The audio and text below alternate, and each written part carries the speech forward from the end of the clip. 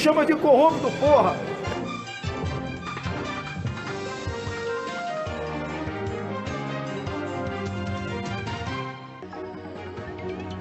Jair Bolsonaro nasceu na cidade de Campinas em 1955.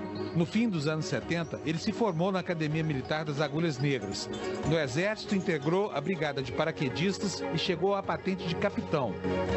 Iniciou a carreira política em 1988, quando se elegeu vereador na cidade do Rio de Janeiro.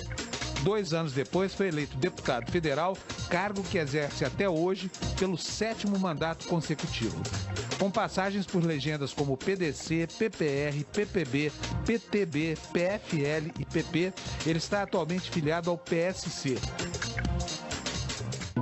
Para falar sobre suas ideias de Brasil, o deputado Jair Bolsonaro é o convidado de hoje do Canal Livre. Boa noite. O Canal Livre volta à série de entrevistas com possíveis candidatos à presidência da República em 2018. E nesta semana, para entrevistar o deputado federal Jair Bolsonaro, estão comigo aqui na bancada os jornalistas Fernando Mitre, Mônica Bergamo, Júlia do Alibe e Sérgio Amaral. Deputado Bolsonaro, boa noite, obrigado por atender nosso convite. Boa noite, obrigado pela oportunidade, espero me sair bem aqui. Então vamos começar. Deputado, o senhor tem feito várias manifestações muito polêmicas ao longo de toda a sua carreira política, de que o senhor, se chegasse, tivesse um meio, fecharia o Congresso, porque com esse Congresso não é possível governar.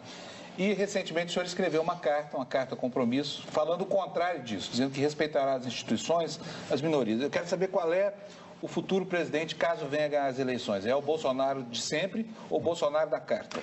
O fechamento tem aproximadamente 20 anos, momentos de indignação. Se hoje, por exemplo, caísse uma bomba H dentro do parlamento, pode ter certeza de uma coisa, haveria a festa no Brasil. Então, o parlamento, como se encontrava e como se encontra, é lamentável, mas nós temos que governar com ele.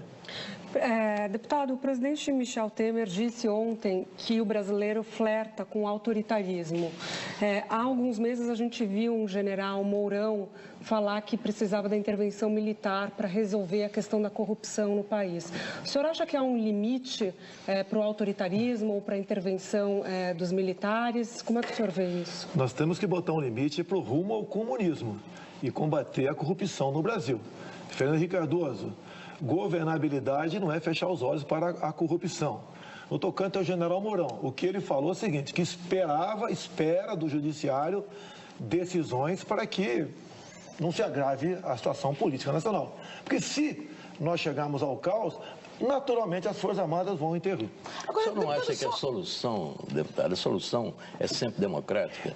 A história já não ensinou isso. Quer dizer, o senhor é candidato, nós temos uma eleição aí, e o senhor ainda considera... Eu falei em caos, assim como se usa as Forças Armadas em GLO, garantia da lei e da ordem. Ninguém está pregando intervenção militar. Eu nunca preguei isso, nunca falei uma palavra favorável a isso daí. Agora, se chegar num caos, as Forças Armadas vão ter que interferir pela manutenção da lei e da ordem. Dentro da Constituição. Lógico, dentro da pela Constituição. manutenção só para ficar claro isso aí. Agora, deputado, o senhor nessa mesma ocasião, o senhor falou que não acreditava no voto, que o Brasil só teria jeito se partisse para uma revolução, uma guerra civil, aliás, matando inclusive, fazendo o que o regime não conseguiu fazer, matando 30 mil pessoas, ainda que morressem inocentes.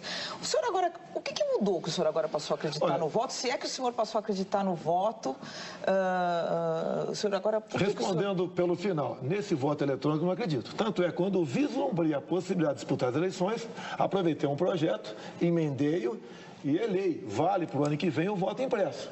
É uma forma de você auditar as nossas eleições. O TSE quer dar uma volta nisso daí. Ok? Então,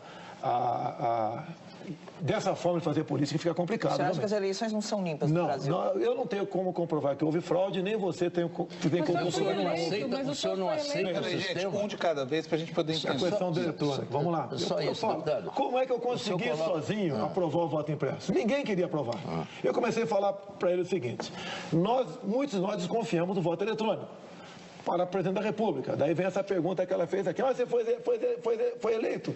Que eu tenho falado o seguinte, o que poderá acontecer? Poderá acontecer em 2018.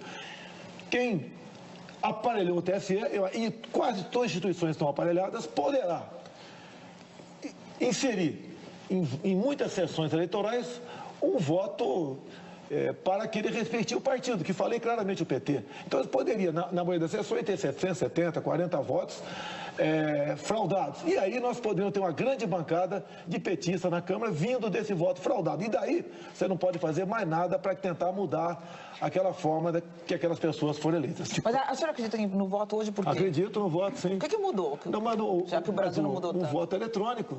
Não. O senhor disse naquela ocasião, o voto não resolve os problemas do Brasil, tem que ser uma guerra. Quanto tempo faz isso aí? Não, eu quero saber por que mudou. Quanto tempo isso aí? Há 20 anos mais ou menos. Há 20 anos mais ou menos. Eu cheguei em Brasília em 91. O Figueiredo tinha acabado de deixar o governo. Tinha um montão de anistiados lá dentro.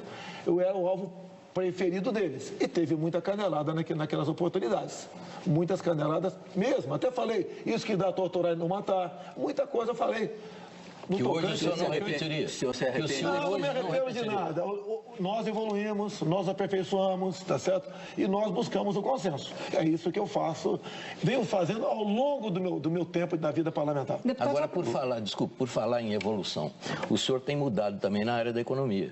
O senhor está agora dialogando com o mercado, está se aproximando, o senhor está defendendo aí alguns princípios liberais que parecem novidade na sua vida, na sua carreira. O senhor está mudando assim também, o senhor está se preparando para ser um candidato diferente do Jair Bolsonaro conhecido? Na essência, não. Eu sou diferente de todos os pré-candidatos que estão aí. Eu não tenho nem partido ainda. E segundo algumas pesquisas, como o Paraná Pesquisa, eu estou com 21%.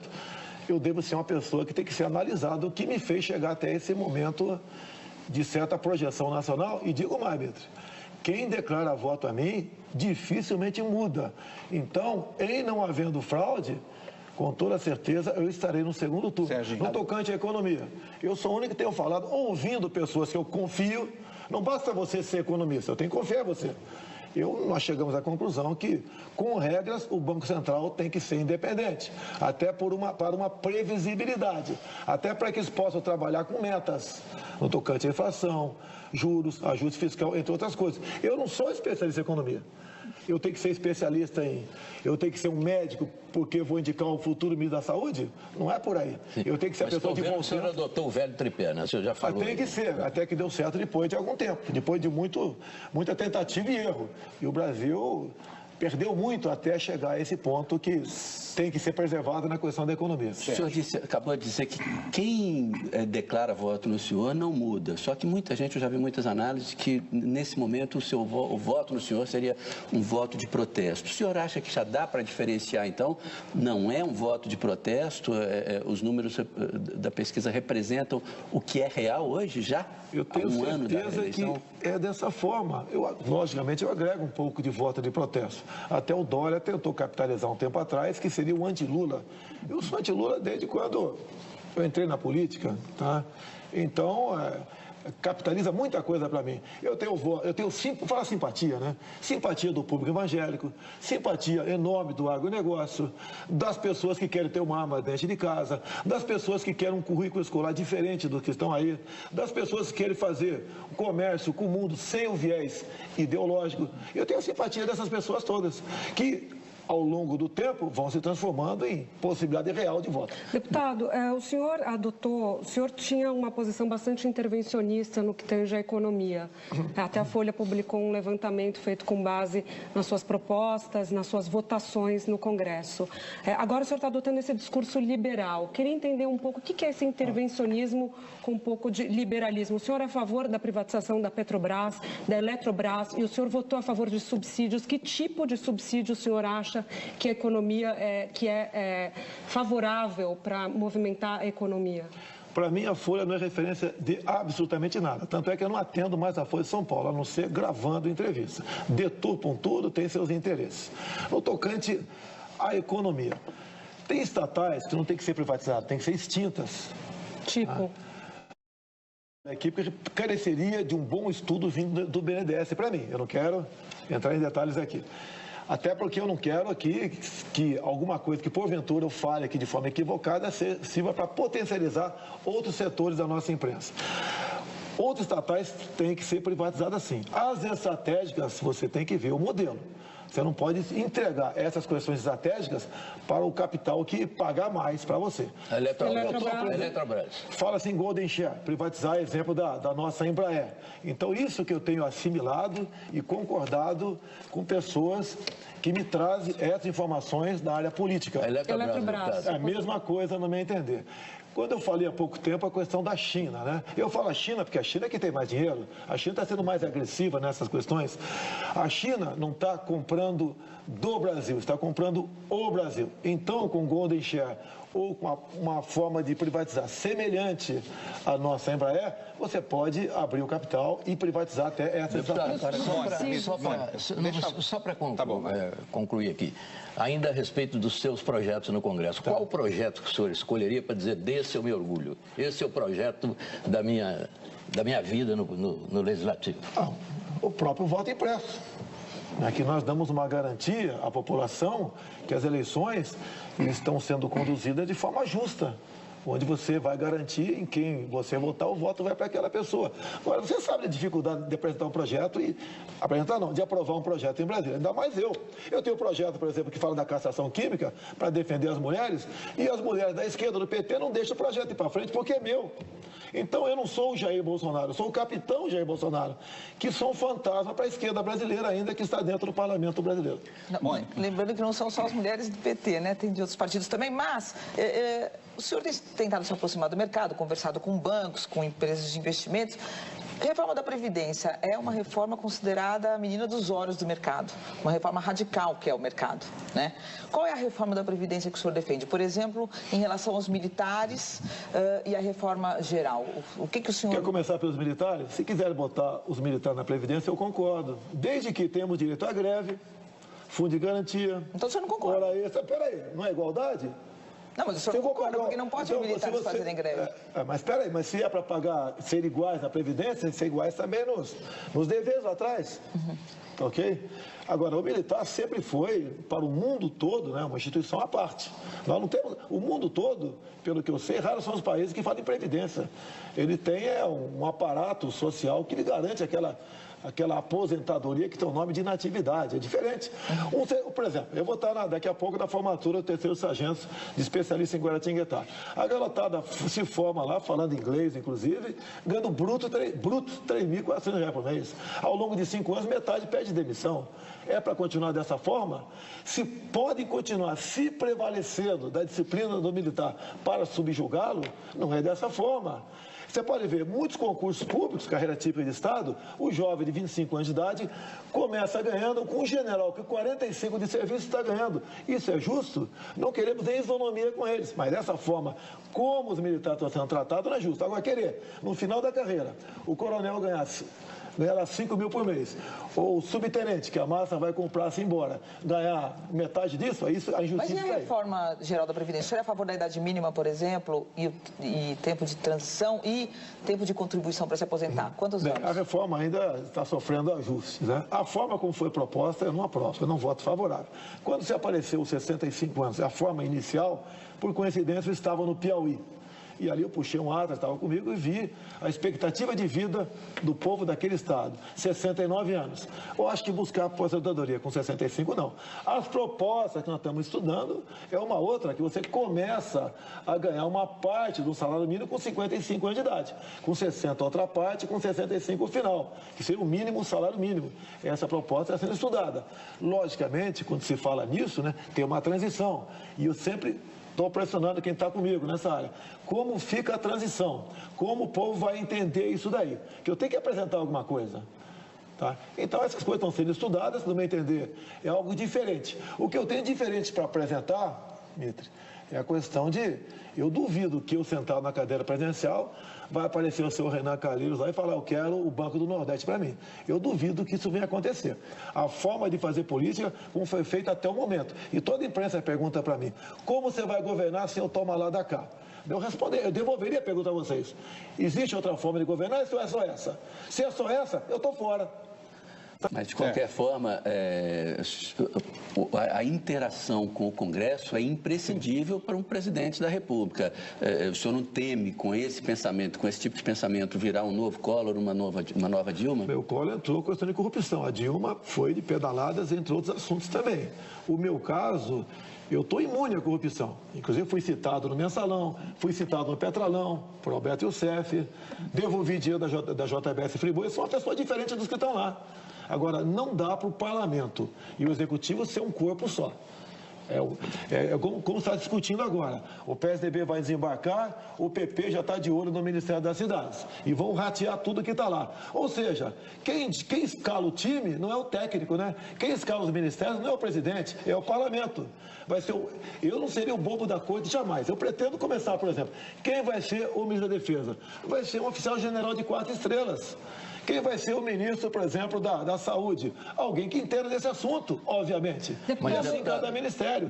Se é para aceitar indicações políticas, a raiz da ineficiência do Estado e da corrupção, aí fica difícil você apresentar uma proposta que possa realmente proporcionar dias melhores para a nossa população. Mas tem um problema, o senhor precisa da maioria no Congresso, se o senhor for presidente, para aprovar suas matérias. E aí, isso significa, organizar a maioria significa dividir o poder. E isso pode ser feito dentro de uma legitimidade democrática clássica, muito conhecida. Como é que o senhor atuaria? Como é que o senhor faria isso? A questão do Gedel Vieira Lima em seu apartamento, isso não é uma exceção. Isso é uma regra. E, geralmente, os grupos políticos que têm esses cargos para se beneficiar. Eu já tive 2 reuniões, chegou agora o grupo de 18 parlamentares comigo. Tá? O que nós estamos decidindo? Como governar sem o toma lá da cá. Esse grupo nosso, eu acho que até abril, maio do ano que vem, vai ter uns 100 aproximadamente. Seria por aí. O que nós temos que entender, a mensagem que eu quero dar para todos no Brasil, inclusive o parlamento, é o seguinte: se o Brasil estiver bem, nós estaremos bem. E não o contrário. Não, o meu grupo político estando bem, o Brasil vai estar bem. Nós estamos partindo para o caos. Não dá para continuar administrando o Brasil dessa forma. O parlamento indicando ali, impondo seus nomes.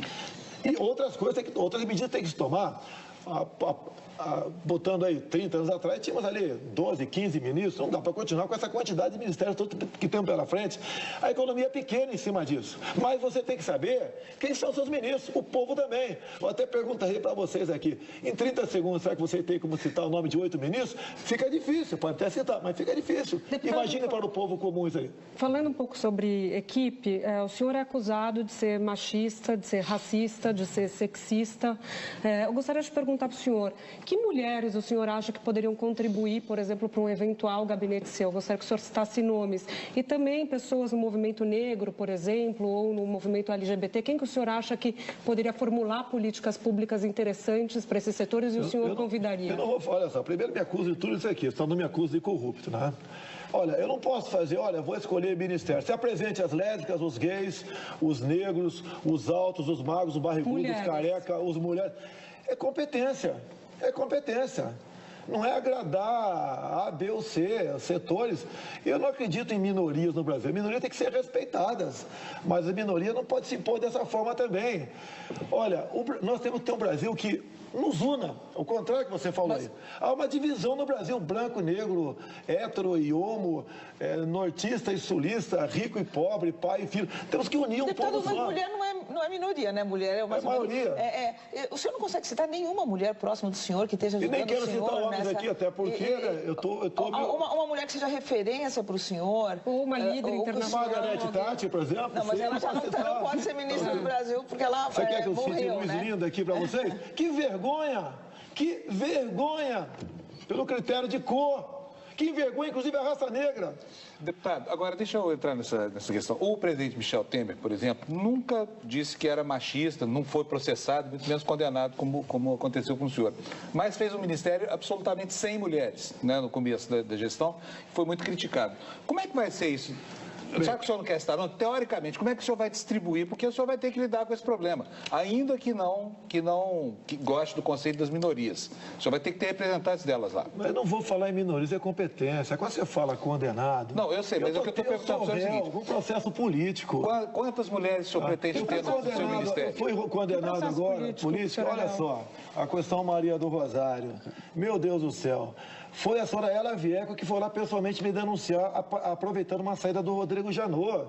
Pelo amor de Deus, ela me chama de estuprador. Estava defendendo a redução da maioridade para estupradores. E eu sou réu nisso. Pelo amor de Deus. Eu agora, uma declaração que dei em 2011, que não participaria de uma marcha do orgulho gay por acreditar em Deus e na família, me dão 150 mil de danos morais. Cadê o artigo 53 da Constituição? A minha imunidade por palavras, opiniões. Então, eu não posso dar opinião mais sobre isso? De todo jeito, na cara que é uma perseguição política. De todo jeito, há três ou quatro eleições passadas, o ex-ministro Ciro Gomes foi alijado da disputa quando fez uma piadinha, perguntado qual seria o papel da mulher dele, e ele respondeu que seria dormir com o candidato e tudo. Essa questão da deputada Maria do Rosário, o senhor não teme que isso venha a ser usado na campanha? É uma declaração que o senhor se arrepende, uma frase que o senhor se arrepende dela? Negativo, eu estava defendendo as mulheres de estupro no Brasil, o caso Champinha, que por 5 dias uma menina foi estuprada por 5 marginais em rodízio, depois foi executada, ela perde os argumentos, me chama de estuprador. Isso chama-se ato reverso. Para mim, até, caso me arrependesse, seria arrependimento eficaz, para mim não valeria isso. Eu sou uma pessoa diferente. E agora, jogo pesado. Você pode ver, votamos há 1 ano e pouco uma PEC para reduzir a moralidade penal para os criminosos que praticam estupro.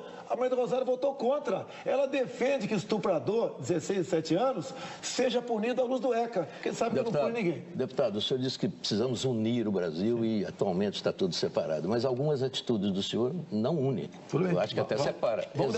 Exemplo, a questão do gay. O senhor disse, jamais um filho meu seria gay porque eu sou um pai presente. Quando o senhor fala uma frase dessa, que consideração o senhor está tendo pelos gays do Brasil? Quer dizer, é crime ser gay? É problema de educação? O que é isso? Quando é que eu apareci para o mundo gay? Novembro de 2010, andando pelo corredor das comissões e vi lá o movimento lá dentro, atípico, anormal, dada a vestimenta do pessoal. O que era aquilo? Estavam lançando o tal do kit gay. Ouvi e tenho filmado comigo o senhor André Lázaro, secretário de alfabetização do MEC. Estava lançando lá, inclusive, o filme Beijo Lésbico. Disse ele, passamos 3 meses discutindo até onde a língua de uma menina entraria na boca de outra menina para fazermos um filme Beijo Lésbico para combater a homofobia. Tu acha que algum pai quer que a sua filha ou seu filho de 6 anos de idade assista isso na escola? Mas o senhor não Joguei respondeu pesado. A minha pergunta. Joguei pesado. A minha isso pergunta é chumbo trocado. Eu tenho certeza, né, que em grande parte, olha só, eu não quero discutir o fundamento, como é que o elemento tem esse costume ou nasceu assim. Isso não interessa para mim. Eu quero que todos, inclusive os gays, sejam felizes, mas esse tipo de comportamento não seja ensinado nas escolas. Iria, inclusive, para o filho dos pobres, que aquilo começaria com escolas públicas. Eu sim estou defendendo os pobres e seus filhos, porque olha só, o patrimônio do pobre, coitado, são seus filhos. Ele quer ter o filho jogando futebol, não quer brincando de boneca por influência da escola. Agora, sou rotulado de homofóbico por causa disso, e teve chumbo trocado. Hoje eu não falaria. É isso que eu ia perguntar. Hoje eu não falaria, sem problema nenhum. Hoje, o senhor revê essa frase. Até quando eu falei no passado, isso que dá torturar e não matar, já falei isso no passado. Por quê? Numa comissão, estava lá aqueles pseudo-anistiados, aquele pessoal que treinava em Cuba, na Coreia, e com o dinheiro da União Soviética, queria impor a ditadura do proletariado no nosso Brasil, e eu sozinho, dado o medo do debate, falei isso. Mas o senhor falou claramente, eu sou a favor da tortura. Isso, o senhor falou em 1999 sobre Chico Lopes. Eu falei... O ex-presidente do Banco Central. O que eu falei é o seguinte, eu dei um exemplo. Imagine um filho de vocês sequestrado. E você, naquela época, né, não tinha celular, era um orelhão. Daí pega um malandro no orelhão, negociando o resgate. Você leva ele para um canto. Você tem que usar de energia com ele para dizer onde é o cativeiro. E não apenas, né, levar para o lado que aí tem direito a advogado, ficar quieto, e a criança morre no cativeiro. Então o senhor é a favor da tortura? E se necessário for, avance a questão da energia. E a tortura, qual limita a tortura para um tratamento enérgico? Não tem. Então, tortura você botar no pau de arara e torturar o cara. Você tem que ter medidas enérgicas, que alguns consideram como tortura, para desvendar e fazer com que aquele garoto que está em cativeiro seja posto em liberdade. É bom explicar o que são medidas enérgicas. Que tipo de medidas enérgicas na prática? O que significa Olha, isso? você pega a legislação americana, tá ok? É por aí. Não, vamos para brasileiro. O que fazia... Pergunte para o pai de uma criança ou mãe sequestrado o que ele gostaria que fizesse com aquele sequestrador para dizer um tal cativeiro. Não, mas o senhor Isso aí é você candidato pode. à presidência. O que Eu o sou, senhor... talvez, nem pré-candidato eu sou, porque não tenho nem partido ainda. Mas o senhor então, é um você tem que parlamentar desvendar importante. este assunto, você tem que desvendar esse crime. Agora, a maior tortura que aquele moleque está sofrendo em cativeiro, não existe. Pense na tortura do moleque e dos pais. Claro. E depois pense nos direitos humanos do sequestrador. Mas o pai não está preparado para discutir políticas públicas. O homem público. O pai quer o filho de volta. Sim, mas o senhor, como homem público, o senhor então é a favor da tortura? Olha, em alguns tortura. casos. Usou-se muito o termo tortura no Brasil. O senhor usou? Eu sou a favor da já tortura. usei, sim, já usei, não vou negar isso daí. Dilma foi torturada, é brincadeira. Aquela foto dela no STM, né, onde tem um major com a mão na cara é para não ser identificado, para que grupos aqui fora terroristas fossem para cima dele ou da família dele. Coisa errada aconteceu, ninguém discute isso aqui. Mas, como um todo, nós, militares, evitamos que o Brasil se transformasse num país ditatorial. Mas a gente está falando hoje, então o senhor acha que a tortura é justificável? Eu acho que a medida enérgica tem que ser tomada assim. Deputado. O senhor não quer mais usar a palavra tortura, né? Não está fora do meu currículo. Deputado, o ódio está presente na internet e ele pode ser aguçado. O senhor é um estímulo forte a esse debate enérgico, vamos usar essa expressão. Como é que o senhor vê isso? O senhor teme que o ambiente no Brasil se torne conturbado através dessa luta de ódio? Porque o ódio está aí já. Como é que o senhor vê isso? Como é que o senhor vê isso? A Venezuela, se não me engano, acabou de criminalizar, a questão chama-se crime de ódio lá. Ou seja, o governo central faz o que bem entender. Não tem dúvida, mas aqui no Brasil, nós estamos partindo para isso. Eu não prego ódio, eu sou paz e amor. Não estou dizendo o que o senhor prega ou não prega. Como é que o senhor vê? O senhor é um estímulo, não tem nenhuma dúvida. Como é que o senhor vê isso crescendo na internet? Ninguém mais do que eu sofre isso na internet. Eu sou vítima na internet e eu defendo a imprensa livre. Eu fui contra a forma, o marco civil na internet daquela forma, porque permite o marco civil ser regulamentado por decreto. E não foi porque houve um impeachment e se esqueceu isso aí, porque o PT iria partir para isso aí. Agora a internet é um campo livre. Você não pode falar isso pode, isso não pode. Lógico, pedofilia, essas questões, então nem se discute. Agora, no tocante a ataques até pessoais, eu não dou bola para isso. Recentemente, deputado, o senhor fez uma referência a imigrantes sírios, inclusive. Não é porque eu sou descendente de sírio, não. Mas aquilo me pareceu um pouco excessivo. O que o senhor quer dizer com pessoas, a escória que chega nos países? Eu falei que a escória do mundo não poderia vir para cá. Não é os sírios, tá? Nós temos então, escória no Brasil. Vamos explicar isso. Nós temos escória no Brasil. Ou não temos? Claro, mas vamos explicar essa questão dos imigrantes sírios. Qualquer imigrante tem que ter regra para entrar aqui. Com a nova lei da migração, o Brasil passou a ser um país sem fronteira. Eu fui lá no Roraima ver a questão da migração dos venezuelanos. Pergunte para os nossos irmãos de Roraima o que eles acham que está acontecendo lá. Se o governo tinha tomado alguma providência, talvez criar um campo de refugiado, fazer alguma coisa. Porque lá chegou a violência. Chegou, as escolas públicas estão todas ocupadas por filhos venezuelanos, os hospitais todos ocupados, prostituição de meninas, até senhoras, à luz do dia. Nós não podemos deixar que isso aconteça no nosso Brasil. Tínhamos um problema também, o pessoal do Haiti que entrava pelo Acre, e o governo do PT mandava para São Paulo. A tua casa entra quem você quiser. A nossa casa chama-se Brasil, é o que nós desejamos ou queremos que entre. Não pode ser um país de fronteira aberta. Não pessoalmente, Síria, nada disso. Até tocante à Palestina, poderia até ser contra, que a Palestina está do lado de Israel, eu defendo o Estado de Israel, mas o Palestina é uma coisa, Hamas e Fatah é outra. Temos que evitar que essa entrada indiscriminada aconteça em nosso Brasil. Deputado, falando um pouquinho do Bolsonaro de ontem e o Bolsonaro de hoje, o senhor chegou a falar no passado que sonega tudo o que for possível. Eu queria entender um pouco o que o senhor sonegava à época, ou se isso é mais uma brincadeira do senhor. O senhor ainda sonega e qual a reforma tributária, falando nessa questão de arrecadação, qual a reforma tributária que o senhor acha que é necessária para o país hoje? Eu sonego ICMS, IPI, IPVA. Olha só, há uma indignação popular. Você paga primeiro, um imposto escorchante aqui no Brasil. Como é que é, Celso? Você está fazendo afirmação que pode ser complicado. Não tem como sonegar. Não tem como sonegar isso. Se puder, o povo, se puder, sonega. Se você paga um imposto escorchante. Se você quiser saúde, tem que ter um plano de saúde. Quer segurança, tem que contratá-los.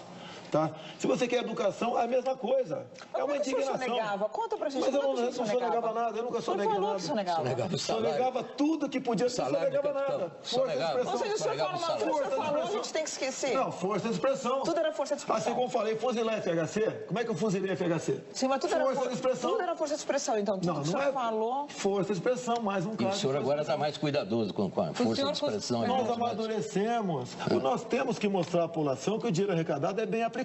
Mas eu queria fazer uma pergunta, viu, a última, né, do bloco, pelo que eu estou vendo, a respeito da segurança.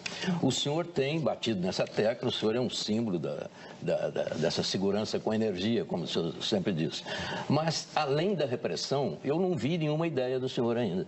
O que o senhor propõe para enfrentar e derrotar o crime organizado de maneira racional e organizada? Coisa que o Estado brasileiro não faz, nós estamos perdendo essa guerra. Mas, além da repressão... Nós vamos responder essa pergunta pela complexidade dela no próximo bloco, tá bom? Então nós vamos para um pequeno intervalo comercial, voltamos já para continuar aqui a entrevista com o deputado Jair Bolsonaro. Até já.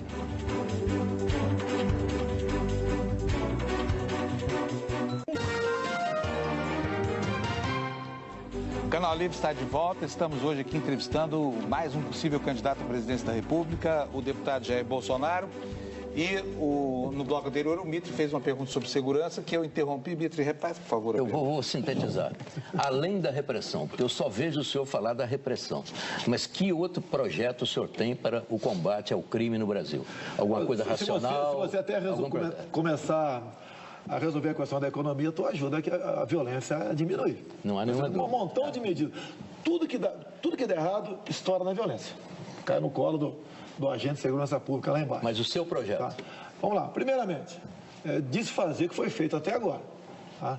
Questão de armamento. Todo e qualquer cidadão de bem, se quiser ter uma arma, no que depender de mim, a terá. E para o homem do campo, fuzil, cartucho 762. Invasor tem que ser recebido assim. Afinal de contas, a propriedade privada é sagrada ou não é? Se não é, se é do Estado, estamos no comunismo, não temos que discutir mais isso daí. Uma outra questão muito importante, o policial militar. Eu falo muito pelo Rio de Janeiro, são meus amigos lá. Eles dizem para mim, se eu atiro, eu vou para a cadeia. Se eu não atiro, eu vou para o cemitério. Tá essa desgraça conhecida como audiência de custódia. Até é comum, né? O policial prende o bandido, no dia seguinte, na audiência de custódia, o bandido conta a sua historinha lá, que foi torturado psicologicamente, o policial responde por tortura psicológica. Nós temos que ter o excludente de ilicitude para a operação policial e para a legítima defesa também. O policial em operação responde, mas não tem punição. E legítima defesa também. Olha o caso Ana Hickman, o cunhado dela. Está em tribunal de júri lá em Minas Gerais. Reagiu a uma invasão do quarto de hotel, o marginal deu 2 tiros numa mulher, ele conseguiu tomar arma, deu 2 tiros na cabeça do cara, vai responder por excesso. Mas, deputado, mas o senhor não tem ideia a respeito, por exemplo, da comunicação entre as polícias? Tudo bem, dos estados se unindo, uma política nacional em consonância com políticas estaduais? Estou perguntando por políticas. Tá. Esse tipo de repressão o senhor tem falado muito. Não, tenho falado, isso diminui a violência e muito. A partir do momento que o bandido suspeite que vai encontrar uma reação dentro da tua casa, não vai invadir a tua casa. Deputado, agora deixa eu colocar um problema aqui para o senhor. Ele não respondeu a parte do projeto que ele teria para... Os outros não têm projeto nenhum. O projeto dos outros é direitos humanos, é desarmamento, é desarmar a população, como se a população de bem que estivesse armando a bandidagem, não é por aí. Deputado, agora fala em fronteira. Lógico que dá uma força na fronteira, mas são 17 mil quilômetros. Quer ver uma coisa? Rio de Janeiro, já tive 2 reuniões que eu participei, não como o autor, né, mas coadjuvante, o pessoal transporte de carga no Brasil. Num espaço de 40 quilômetros da Avenida Brasil e Dutra, em média são assaltados 27 caminhões de carga por dia. Como resolver esse assunto? Sem o excludente de ilicitude? sem o policial poder agir, atirar e se matar outra. E a polícia, e a banda podre da polícia, e as relações espúrias da polícia com os bandidos, como foi denunciado pelo ministro da Justiça recentemente. Mas não como fala o nome, né? Um homem como ele não fala nome, não é apenas jogar todo mundo no mesmo caldeirão. Mas como é que o senhor vê isso? Eu vejo, lógico, a banda podre com maus olhos. Isso parte das corregedorias, da política do Estado, buscar sanear. E ela é uma presença forte lá. O que sempre aconteceu? Eu estive no Espírito Santo agora, na semana. O que aconteceu há pouco tempo lá, no Estado, especial Vitória. A polícia ficou dentro dos quartéis. Olha como cresceu a violência. E de forma assustadora. Agora, o que acontece? Há anos, o governo do Estado simplesmente ignorava a sua tropa. Ou seja, muitos governadores se prevalecem da disciplina do militar para subjugá-lo.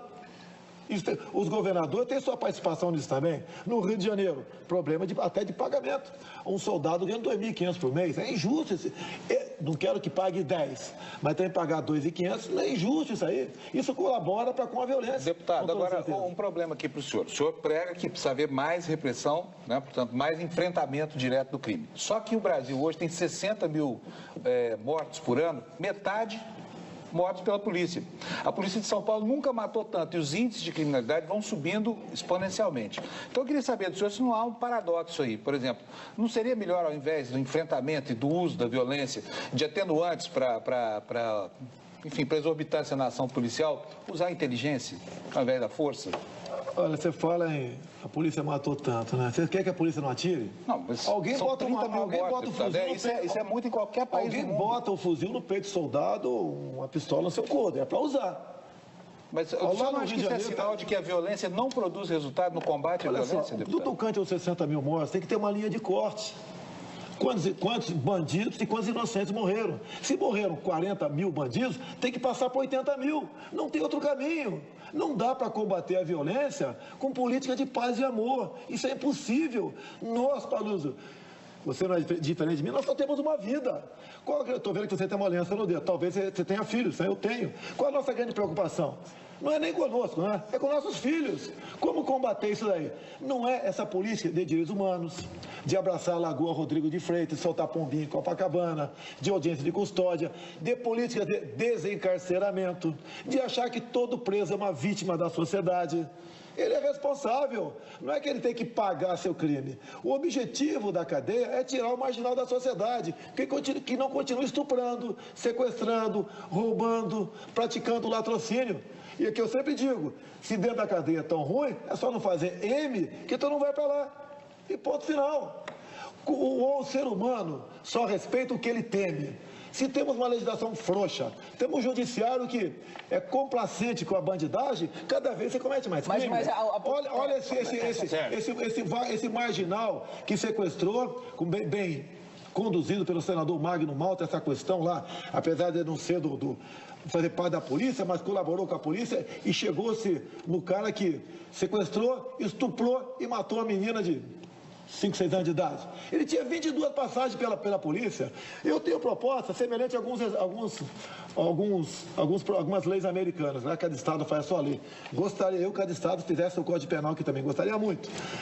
Lá, por exemplo, tem estado, lei dos 3 crimes. Você furtou uma coisa hoje, roubou um caminhão amanhã e deu um tiro e não acertou em alguém lá na frente. 25 anos de cadeia sem progressão. Eu tenho um projeto para passar para 10 anos. Acaba até com aquela historinha de um elemento ser preso, né? E ficar na dúvida e cumprir uma pena só por ser pobre. Nós temos que aprofundar isso daí. Nós temos que mostrar para o marginal o seguinte, olha, se você fizer besteira, você vai pagar uma pena alta. Você vai ver seu time de futebol ser campeão, né? Você não vai tomar uma cervejinha fim de semana com a tua família, não vai ver teus filhos, vai complicar o teu lado. Nós temos que transformar realmente o ato em si, que ele venha a ter pavor desse ato, porque ele vai pagar uma pena e um crime muito... O CNJ, deputado, ele tem estatísticas que apontam que da população carcerária, a imensa maioria está ligada a tráfico de drogas e a questão de tráfico de armas também. Se não entrasse tanta droga, se não entrasse tanta arma no país, é a questão que o Mito estava falando, uma política de fechar a fronteira mesmo, não seria muito mais eficiente? Olha, a fronteira Estados Unidos-México, em torno de 3.400 quilômetros. A nossa são 17 mil quilômetros, sem comentar. não temos como controlar essa fronteira toda que está aí. Não existe essa possibilidade física, material e com recursos para você fazer isso aí. Mais ainda, tem uma portaria de 2010 do Ministério da Justiça que se aplica, não se aplica para as polícias estaduais, se aplica para órgãos federais. Proibido tiro de advertência, proibido se atirar se uma viatura furar uma barreira policial, proibido atirar neles, proibido você enquadrar um marginal, apontar uma para ele. Ou seja, fica difícil você fazer segurança com tanta gente defendendo tantos marginais em nosso Brasil. Agora, deputado, é o seguinte, é claro que esse discurso de que o marginal tem que ser preso, isso é uma coisa que agrada muita gente e parece óbvia, né? Mas, se a gente pegar concretamente, do ponto de vista da eficácia de políticas públicas, o encarceramento aumentou muito no Brasil, se não me engano, quadruplicou, e a violência não diminuiu. O senhor acha que é eficaz essa política? Eu não estou falando do ponto de vista do pai que tem o seu filho que sofreu. O senhor me perguntar se você for assaltado agora, você não reage? Óbvio que eu reajo. Eu estou falando da eficácia de uma política pública. Por exemplo, o ministro Gilmar Mendes, quando era presidente do CNJ, ele viajou o Brasil inteiro e soltou pessoas que, através de mutirões carcerários, soltou pessoas que já tinham cumprido sua pena há muitos anos e continuavam encarceradas por falta de advogado e continuavam lá, obviamente, se ligando a organizações criminosas. É eficaz essa política de desencarceramento diante dos números concretos? Então vamos desencarcerar. Tem um projeto no Senado agora, ridículo projeto, tá? Já aprovou, está chegando no plenário. O diretor de estabelecimento prisional, caso a população seja um pouco grande, ele pode fazer gestões para botar na rua. Há pouco tempo sepultamos lá um projeto de lei que tratava do Estatuto do Encarcerado. Pelo amor de Deus. Dava direito a cada grupo de 1.000 encarcerados, 5 médicos. Dava direito a eles a presidiar, inclusive, salão de beleza. Criava o dia do encarcerado, dia 25 de junho. Criava, inclusive, dos direitos do preso. O preso não tem que ter direito. Tem que ter direito nenhum. Ele não é cidadão mais. Não é ressocializar? Porque não, o objetivo da cadeia não é ressocializar, não. É tirar o canário da sociedade. Tá? Então, dava direito à cela individual. Cela individual, ou seja, o pessoal de colarinho branco não ia mais para a cadeia, porque estaria a cadeia cheia com outro tipo de criminosos. Tá? Então, esse tipo de política que foi adotada até hoje tem que desfazer tudo isso aí. Lógico, depende do parlamento brasileiro, depende. Tá? No que depender de mim, se eu chegar lá, nós vamos desfazer tudo que foi feito pelo PT e pelo PSDB nessa questão também. Bom, o Canal Livre vai para um último intervalo, voltamos já para concluir a entrevista com o deputado Jair Bolsonaro.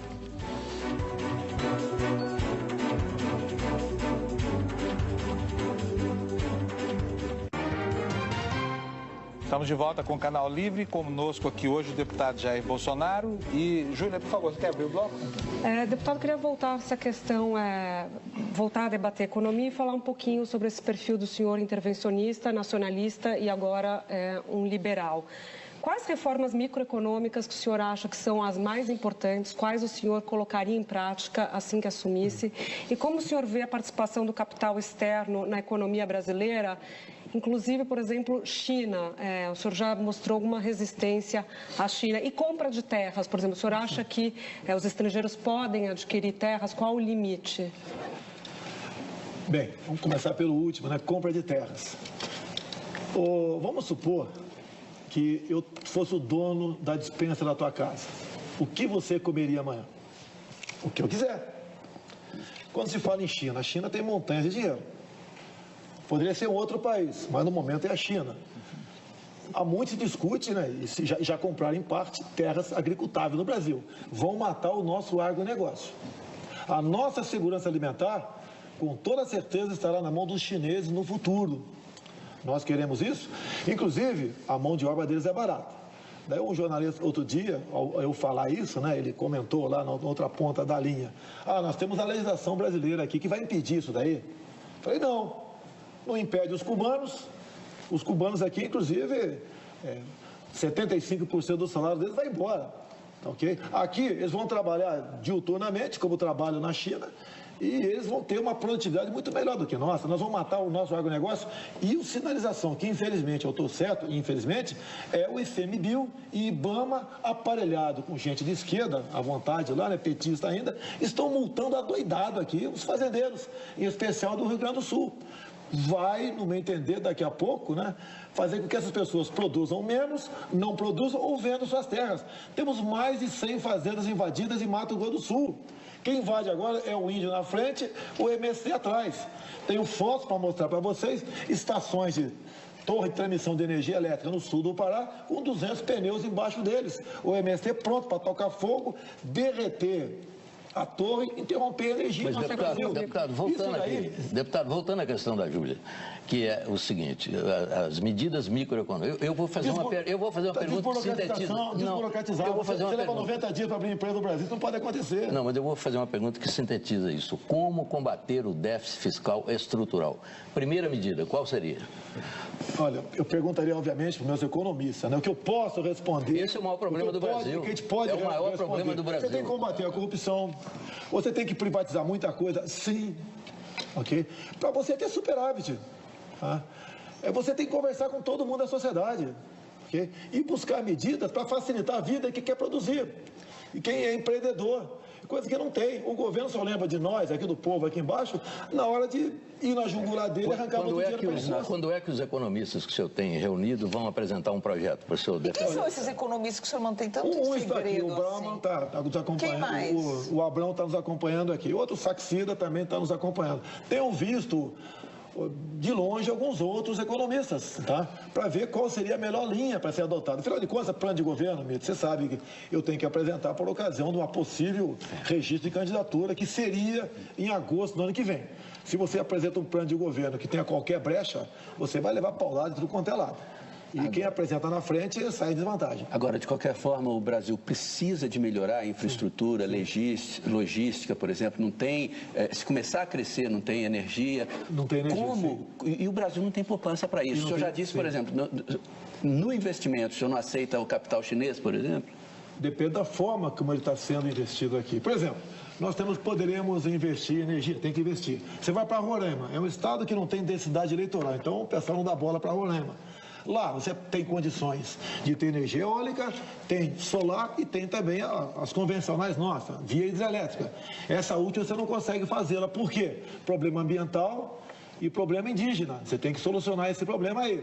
Você pode ver, quando me permite aqui falar em economia um pouquinho mais, outras áreas, quando se fala, por exemplo, em turismo, que movimenta 10% do PIB no mundo, a questão ambiental não permite você fazer turismo na Baía de Angra dos Reis. Não permite você fazer turismo na região de Foz do Rio Ribeira de Iguape. Você pega Cananéia, você pega a Ilha Comprida e pega Iguape, você não pode fazer turismo ali. Essa maneira xiita de tratar a questão ambiental prejudica e muito a nossa economia. A economia vai bem quando o cidadão vai bem. Quando você tiver liberdade para exercer uma profissão, abrir com facilidade o seu negócio e começar a produzir algo. Aí a economia começa a ir bem, no meu entender. Mônica, última pergunta. Há um consenso no Brasil de que o consumo é sobretaxado, o que penaliza quem tem menor renda, e a renda não é taxada no nível que a gente pudesse comparar com países de primeiro mundo, por exemplo. O senhor está discutindo com seus economistas a possibilidade de uma mudança nesse sistema? O senhor toparia discutir a criação ou a volta de impostos para o chamado andar de cima? Não, eu só aceito fusão ou extinção. Porque como está, é impossível o Brasil pensar em economia. A tal da curva de Laffer, né, que aprendi há pouco tempo, reconheço. Eu sou técnico em artilharia. Sei fazer derivada, integral, calcular tiro, essa é a minha especialidade. Sou formado em educação física também. Mas a tal da curva de Laffer, a partir daquele momento, se você aumenta o imposto, diminui a arrecadação. Nós já ultrapassamos. A curva de Laffer está em Marte, Saturno, não sei, está longe daqui. Você tem que trazer para dentro. Você vê, o prefeito do Rio de Janeiro pintou um problema, ele viu que vai ter problema de déficit na frente, aumentou o IPTU. Aqui o próprio prefeito de São Paulo, no tocante aos radares, continua multando da mesma maneira, taxou a Netflix, tá? E criando impostos cada vez mais. Você não pode partir por aí, você tem que ter outras formas, né, para você fazer economia. E não apenas ver o teu lado, você tenta se reequilibrar ou não quebrar, quebrando o povo brasileiro. A economia vai bem quando o seu povo for bem. Deputado, chegamos ao final, o senhor tem 1 minuto para a sua despedida. Obrigado pela oportunidade, sou o capitão do Exército Brasileiro. Se essa for a missão de Deus, o destino, serei soldado do povo brasileiro.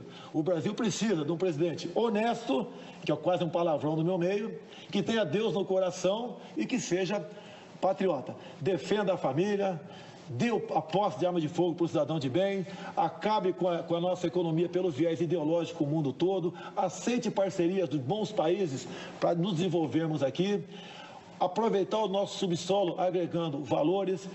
Eu acho que é por aí que nós podemos ir para frente. E não aceitar indicação para os seus ministérios na base do toma lá da cá. Porque aí está, no meu entender, a origem da ineficiência e corrupção do Estado brasileiro. Muito obrigado. O Canal Livre de hoje fica por aqui. Nós agradecemos a presença do deputado Jair Bolsonaro, dos meus colegas Fernando Mitre, Mônica Bergamo, Júlia Dualib, Sérgio Amaral. A você que nos assistiu, muito obrigado pela sua audiência. Boa noite, até a semana que vem. Tchau.